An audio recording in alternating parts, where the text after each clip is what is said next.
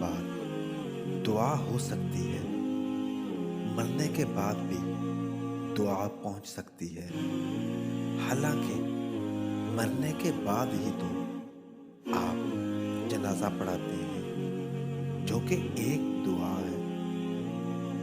आप फरमाते हैं, कोई ऐसा अमल तो इंसान के पास होना चाहिए कि वो मौत से बच सके, और ये अमल इंसान के पास है नहीं। दुआ का मकाम ये है कि जहाँ कोशिश नहीं पहुंचाती, वहाँ दुआ पहुंच जाएगी।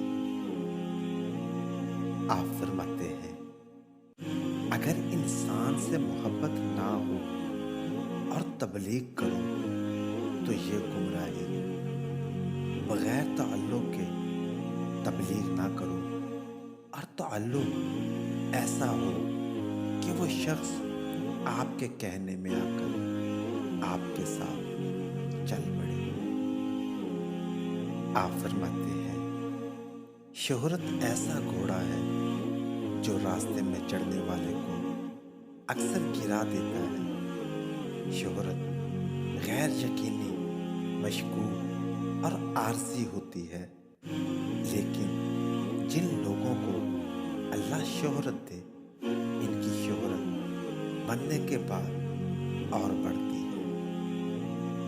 आप फरमाते हैं, शैतान से बचने का तरीका ये है कि जिस नेमत पर तुम्हें फ़ख्र और खुशी होती है, इस नेमत को लोगों के इस्तेमाल में आने दो।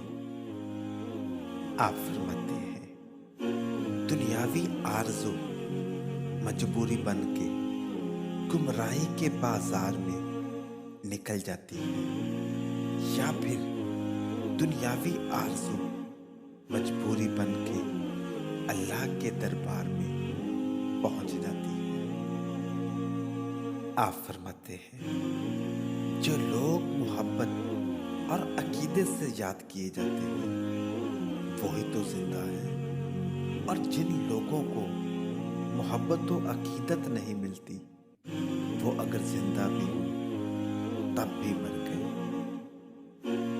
आप फरमाते हैं, रहमत के सामने गुनाह का जिक्र ना करो।